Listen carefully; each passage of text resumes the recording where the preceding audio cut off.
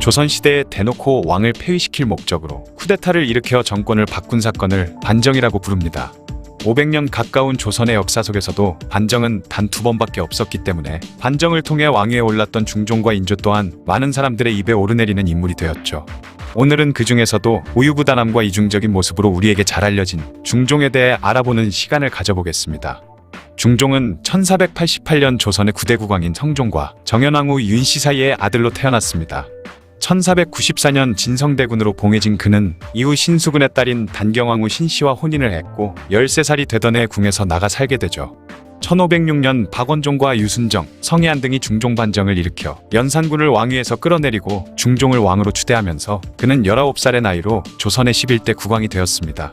하지만 애초에 중종은 정상적으로 왕위를 이어받은 것이 아닌데다가 자신이 주도한 것도 아닌 신하들이 일으킨 쿠데타로 인해 왕위에 오른 것이기 때문에 왕이 신하들의 눈치를 봐야 하는 상황에 처해 있었죠.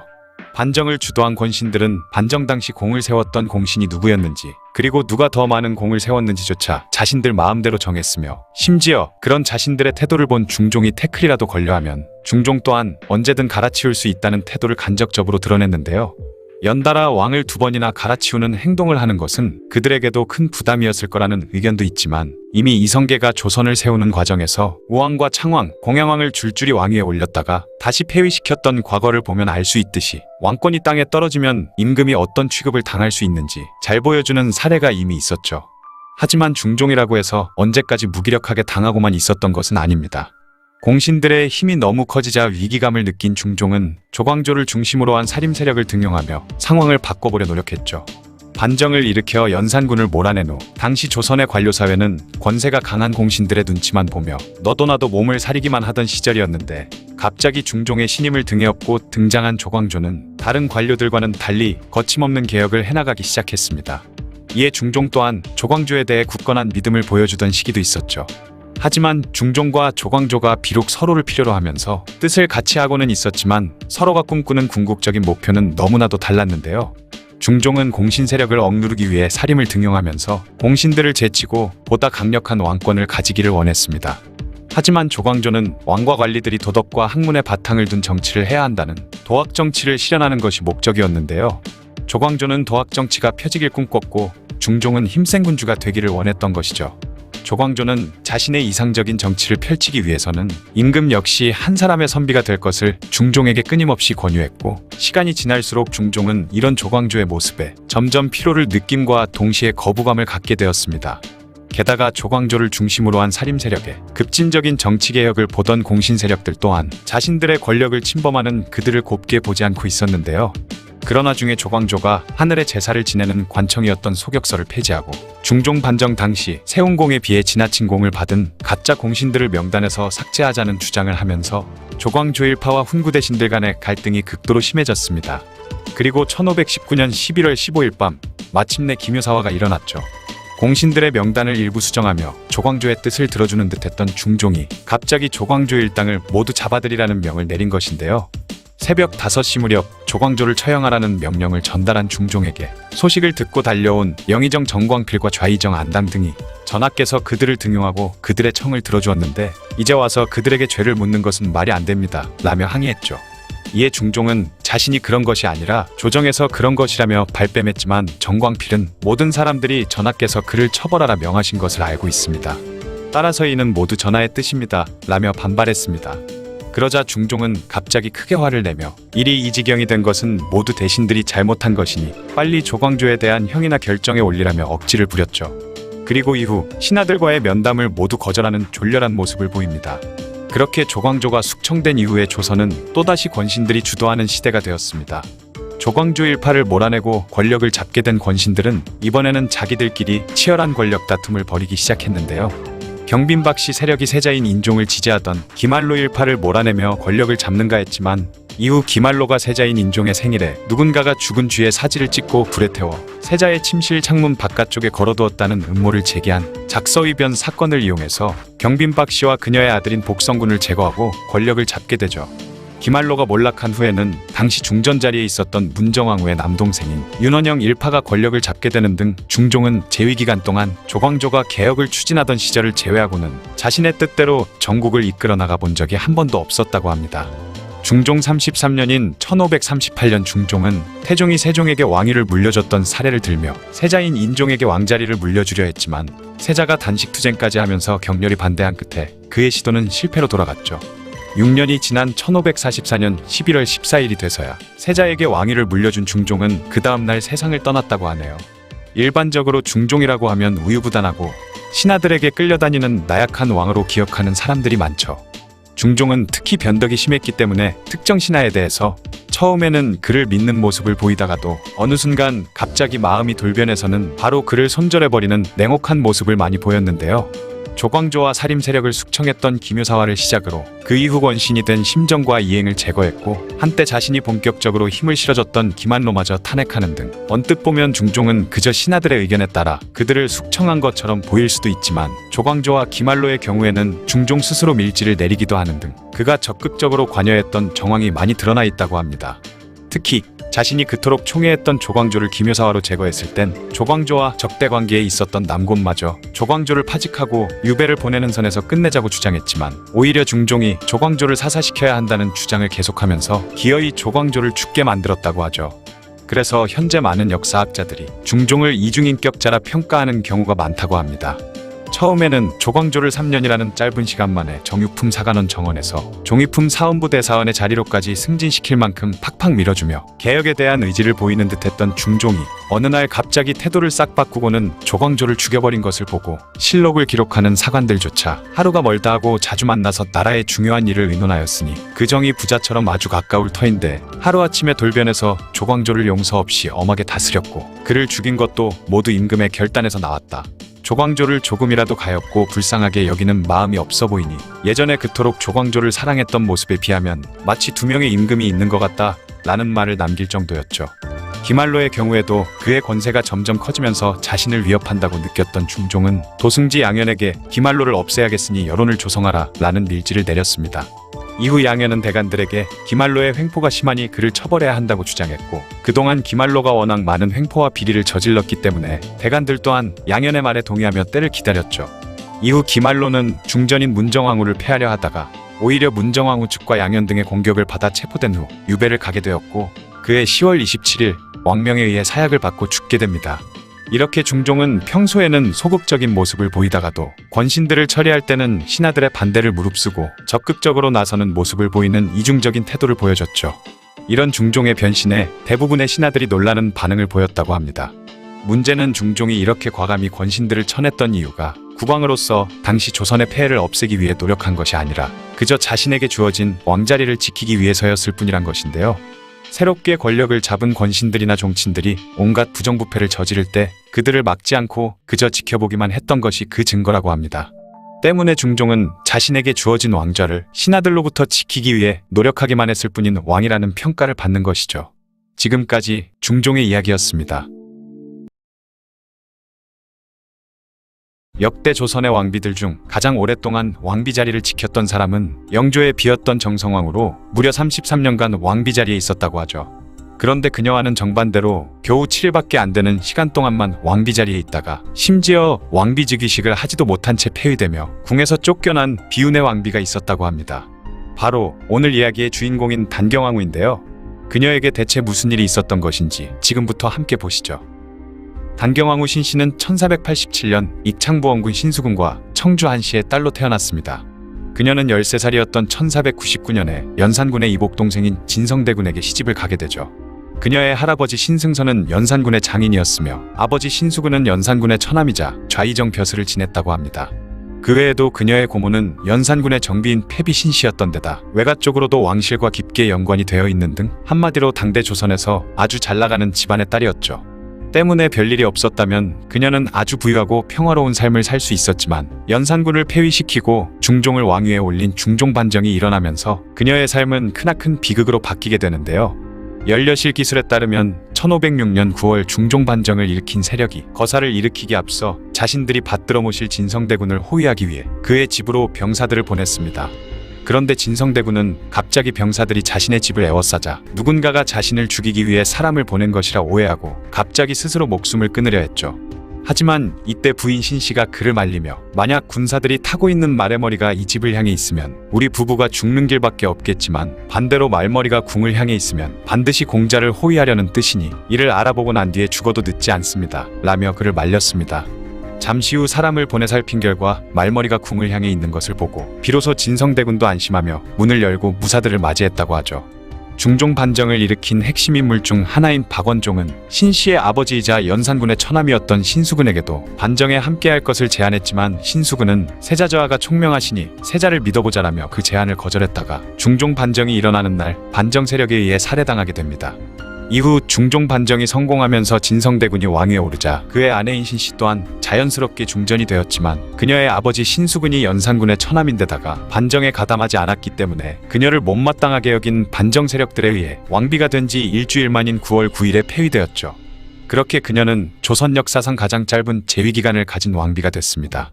중종실록이나 연려실 기술에 서로를 위하는 모습이 기록되어 있는 것을 봤을 때 중종과 단경왕후의 사이가 꽤 좋았던 것으로 짐작되었기 때문에 처음에 중종은 어떻게 조강지처를 벌일 수 있냐며 망설였지만 반정 공신들의 압박을 이기지 못하고 결국에는 신씨를 패출했다고 하네요.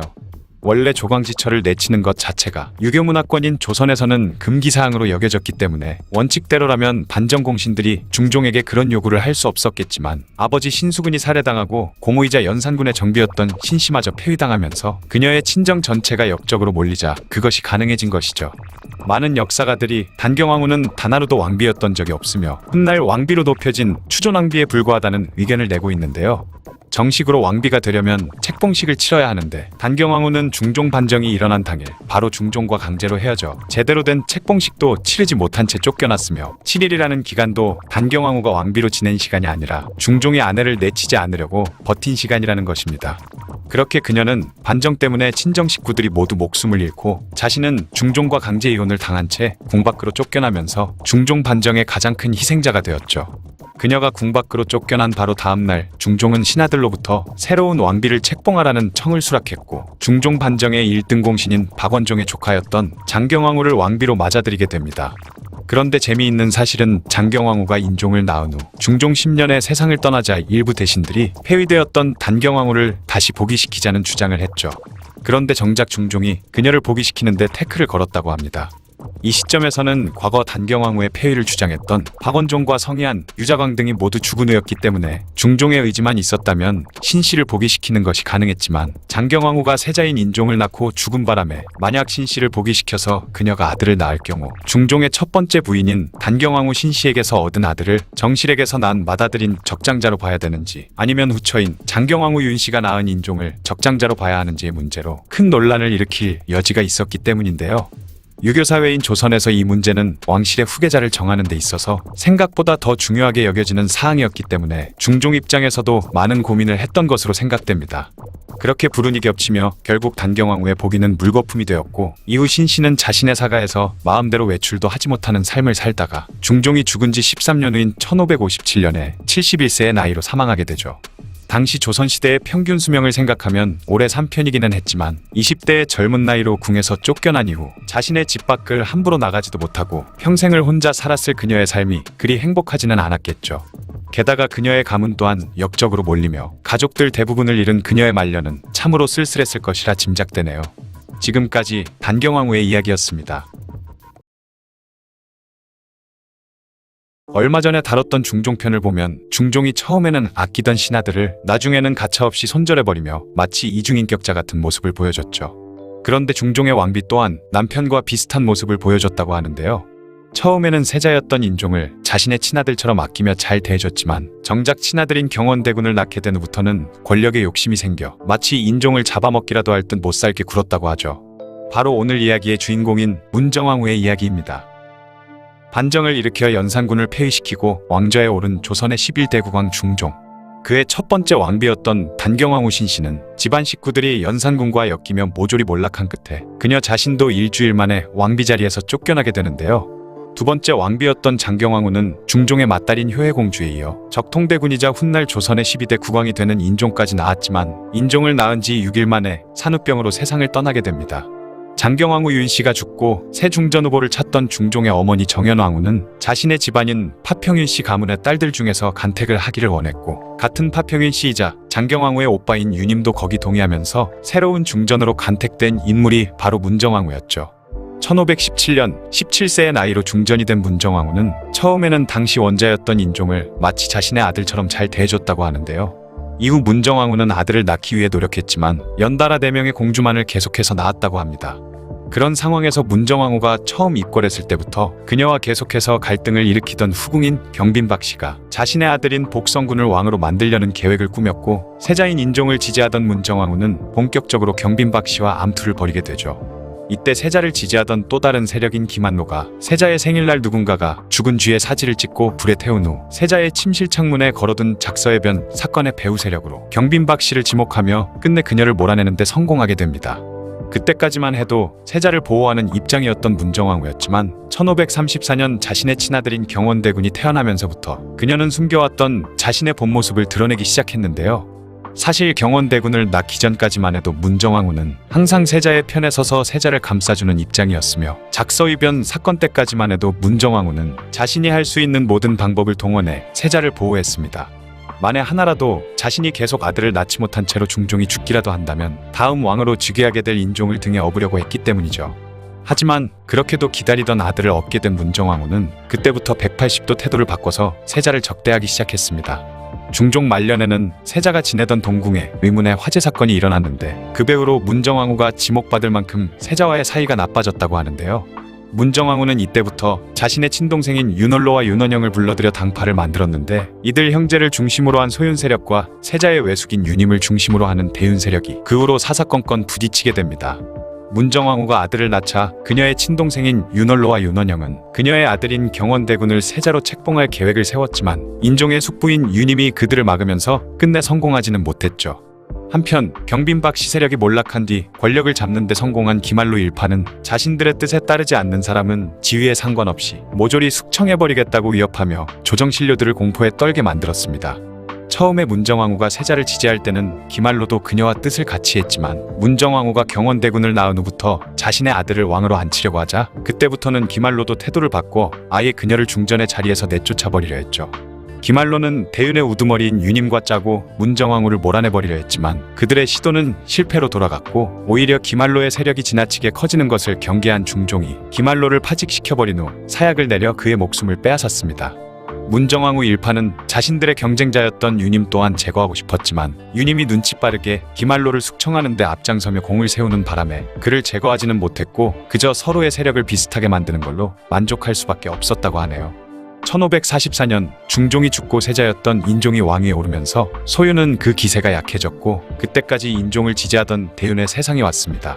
소윤의 중심인물인 윤원로가 대윤의 탄핵을 당해 귀향을 갈 정도였죠.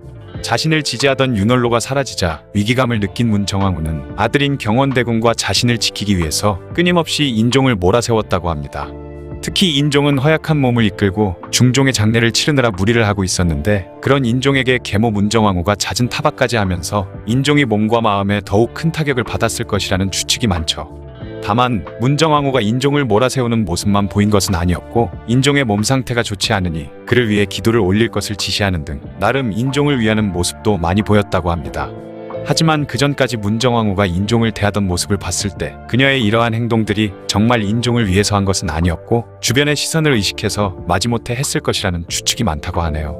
안 그래도 몸이 허약했던 인종은 아버지 중종의 장례를 무리하게 치르면서 왕위에 오른 지 불과 9개월 만에 세상을 떠나게 되죠. 그렇게 또다시 비게 된 왕자리에 결국 문정왕후의 아들 경원대군이 올랐으니 그가 바로 조선의 13대 왕인 명종입니다. 즉위할 당시 명종의 나이가 12살밖에 되지 않았기 때문에 대왕 대비인 문정왕후가 왕을 대신해 수렴청정을 하게 되죠. 권력을 잡게 된 그해의 문정왕후는 을사사화를 일으켜 윤임을 비롯한 대윤 세력을 제거해버렸을 뿐만 아니라, 그녀의 동생인 윤원노를 귀양 보냈던 대신들이 자신마저 길들이려고 하자 오히려 반격에 나서며 그들을 모조리 죽이거나 유배 보내버렸는데요. 2년 뒤에는 양재역 벽서 사건을 기회로 평소 마음에 들어하지 않던 다른 왕족들과 살림 세력까지 제거해버렸고, 2년 후인 1549년에도 충주에서 이홍윤의 옥사가 터지자 수십 명의 목을 날려버립니다. 그렇게 거침없이 반대 세력을 날려버리는 모습을 보고 세상 사람들이 문정왕후를 여왕이라고 부를 정도였다고 하죠. 이후 문정왕후는 자신을 지지하던 소윤 세력의 핵심인 윤원형과 이기, 정순붕 등에게 주요 관직을 내리고 윤원형의 첩인 정난정은 정경 부인으로 봉했습니다. 그때부터 문정왕후 일파는 한양 각지에 호화로운 저택을 짓고 백성들을 강제로 노역에 동원하면서 사람들로부터 엄청난 원성을 들었다고 하죠. 게다가 시전을 장악하고는 시전 상인들로부터 많은 뇌물까지 받아먹었다고 합니다. 그 외에 문정왕후가 수렴청정을 하던 시기의 가장 큰 특징 중 하나는 바로 유교를 숭상하고 불교를 배척하던 조선에서 보호라는 승려를 중용하며 불교를 부흥시키려 했다는 것인데요. 승려들의 과거 시험인 승과와 승려의 신분을 국가에서 인정해주던 도척제를 부활시키는 등 조선 왕조 500년을 통틀어서 가장 불교에 대해 관심을 기울이고 많은 노력을 기울였던 시기가 문정왕후의 수렴청정 시절이라고 하죠. 이런 정책을 편 이유는 문정왕후가 개인적으로 불교에 대한 믿음이 컸던 것도 있지만 사사건건 자신에게 반발해 대는 살인파들을 약화시키기 위해서 불교를 밀어준 것 또한 컸는데, 이 사실을 알게 된 살인들과 유생들은 크게 화를 내며 문정왕후에게 반발했다고 합니다. 하지만 워낙 문정왕후의 권세가 강했던 시기라 그런 반발 또한 얼마 못 가서 사그라들고 말았죠. 1553년 명종이 20세가 되자 문정왕후는 수렴청정을 그만두고 뒤로 물러나면서 이후부터는 아들이 직접 나라를 다스리도록 했지만, 사실 이것은 형식적인 절차였을 뿐 실제로는 윤원형 등과 함께 계속해서 나랏일에 많은 영향력을 끼쳤다고 합니다. 그러던 1565년 갑자기 병세가 심해진 문정왕후는 자리에 눕게 되었고 그해 음력 4월 6일 오후에 세상을 떠나게 되는데요. 문정왕후는 여자의 몸으로 권력을 잡았다는 점과 유교사회에서 불교를 숭상했다는 것 때문에 필요 이상으로 후대의 사람들에게 까인 부분도 분명 있지만, 실제로 문정왕후가 수렴청정을 할 때 그녀의 측근들이 심각한 비리들을 저질렀던 것 또한 사실이라고 하죠. 때문에 그녀가 죽은 후 실록에서도 그녀에 대해 사직의 죄인이자 집안을 망하게 한 암탈기라는 평가를 내렸다고 하네요. 지금까지 문정왕후의 이야기였습니다. 때는 조선시대 중종의 총애를 받는 한 후궁이 있었습니다. 그녀는 중전보다는 아래였지만 후궁들 중 가장 높은 품계인 정일품, 빈의 위치까지 올랐던 여인인데요. 심지어 중종의 서장자 아들을 낳았으며 스스로도 왕비가 되고 싶어 했고, 게다가 중종도 그녀를 왕비로 삼으려 했었던 인물이죠. 하지만 욕심이 과했는지 훗날 그녀는 끝내 왕비는 되지 못하고 처참한 최후를 맞게 됩니다. 오늘 이야기할 인물은 바로 중종의 애첩이던 경빈박씨이죠. 그녀는 경상도 상주에서 박수림의 딸로 태어났습니다. 연산군 제위 시절 전국 각지에서 흥청을 선발할 때 그녀의 외모가 굉장히 아름답다는 소문이 파다했었죠. 그러나 이후 중종 반정이 일어나게 되면서 그렇게 그녀는 중종의 후궁이 되어 궁으로 들어오게 되었습니다. 아름다웠던 외모를 가졌던 만큼 중종의 총애를 듬뿍 받았는데요. 후궁이 된 지 단 1년 만에 종이 품수기가 되었으며, 그로부터 2년 후인 1509년에는 중종의 첫째 아들인 복성군을 낳았죠. 그 이후에도 1512년에는 해순옹주를, 1514년에는 해정옹주를 낳았습니다. 심지어 해정옹주를 임신 중이었을 때는 많은 대소신료들이 경빈박씨의 눈치를 보며 아부하기도 했고, 하필이면 경빈박씨와 수기나씨 둘 다 출산이 임박하자 의원들은 수기나씨는 돌보지 않은 채 모조리 경빈박씨의 출산만 신경 써주다 결국 수기나씨와 복중태하 둘 다 사망하기도 했을 정도였죠. 왕의 첫째 아들을 낳았기도 했고 중종의 여러 후궁들 중에서도 가장 많은 사랑을 받다 보니 그녀는 점점 기고만장해지기 시작했습니다. 그러던 1515년 3월 당시 중전이었던 장경왕후 윤씨가 훗날 인종이 되는 이호를 낳고 나서 일주일 만에 세상을 떠나고 말았는데요. 이에 중종의 맏아들 복성군을 낳았던 경빈박씨가 다음 왕비로 거론되기 시작했습니다. 당연히 경빈박씨 또한 몹시 중전의 자리에 오르고 싶어 했죠. 심지어 중종 역시 경빈박씨를 다음 중전으로 삼아야겠다고 생각하고 있었습니다. 하지만 신하들 중 당시 정승이던 정광필이 맹렬히 반대하고 나섰는데요. 그 이유는 바로 경빈박씨가 지체 높은 양반집 규수가 아니고 출신이 미천했던 이유에서였습니다. 심지어 장경왕후가 훗날 인종이 되는 원자 이호를 낳았었기 때문에 만약 경빈박씨가 중전이 되면 원자보다 형이었던 복성군과 이호의 족보가 꼬이면서 후계자 문제라던가 서열 문제가 불거질 것이고, 그러다 왕위 쟁탈전이라도 벌어지게 되면 온 조정에 피바람이 불 것이 불보듯 뻔했기 때문이었죠. 이러한 이유로 신하들이 강한 반대를 하자 결국 중종은 경빈박씨를 중전의 자리에 올리지 못하고 문정왕후 윤씨를 왕비로 삼게 되었습니다. 그러나 문정왕후가 중전이 되고 나서도 중종의 경빈박씨에 대한 총애는 사그라들 줄 몰랐고, 매우 오랜 기간 동안 문정왕후와의 자식이 없었기 때문에 경빈박씨의 콧대는 점점 높아졌죠.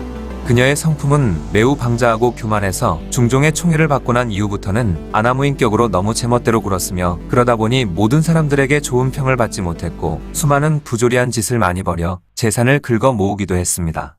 또한 욕심도 많아 스스로 만족할 줄 모르고 중종의 사랑을 얻기 위해 간교한 술책을 부리는데 열심이었으며 경빈박 씨의 엄청난 권력에 떨어지는 콩고물이라도 좀 얻어먹으려고 뇌물을 들고 찾아오는 사람들이 굉장히 많았다고 하죠. 그리고 문정왕후가 아들을 낳지 못하게 되면 중전의 입지도 많이 좁아질 것이 분명했고 경빈박 씨 자신은 무려 왕의 첫째 아들을 낳았었기 때문에 훗날 자신이 왕비가 될 수도 있다는 희망을 놓지 않았으며 계속해서 문정왕후와 척을 두게 되었습니다. 그러던 1527년 어느 날 경빈박 씨의 끝을 모르고 치솟던 권세가 완전히 꺾여버리는 사건이 발생하는데요. 바로 세자가 머무는 곳인 동궁전 후원에서 불에 태워진 쥐가 나무에 매달린 채 발견되었는데 이 사건은 세자를 저주한 사건으로 인식되었고 훗날 이것을 작서의 변이라고 불렀죠. 그러자 온조정의 눈은 경빈박 씨를 향하며 그녀가 범인으로 지목이 되어버렸습니다.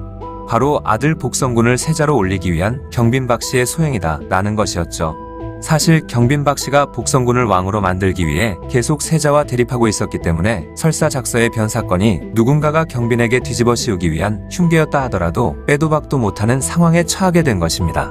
하지만 경빈박 씨를 모시던 상궁들과 궁녀들 그리고 이 일과 관련이 있는 사람 모두를 잡아들여 고문하고 문초를 했지만 아무도 경빈박 씨가 범인이라고 자백하는 사람은 없었고 또한 그녀가 범인이라는 증거도 전혀 찾을 수 없었죠. 그리고 이 작서의 변 사건의 결론도 조금 애매하게 났는데요.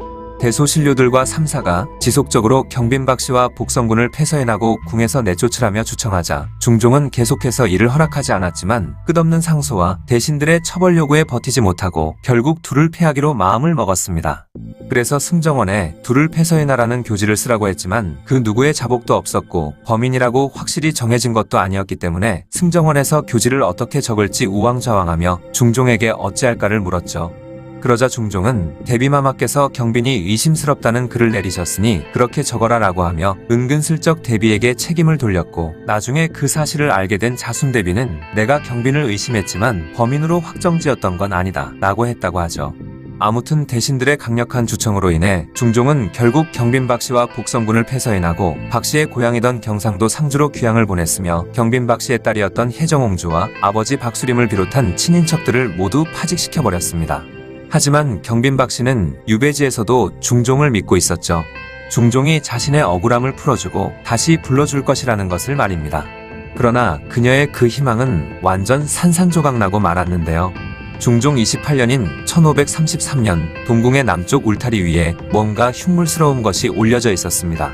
그것은 종이로 사람의 머리 모양을 만든 물건이었는데 머리카락도 붙어 있었고 눈, 코, 입 등 이목구비까지 있었으며 그리고 그 흉물 앞에는 이처럼 세자를 능지하고 이처럼 세자의 아버지를 교살하며 이처럼 중전을 참할 것이라고 적혀 있었던 것이죠. 그런데 뒤쪽에는 병조 서리 한충보 등 15인이 한 일임이라고도 적혀 있었습니다.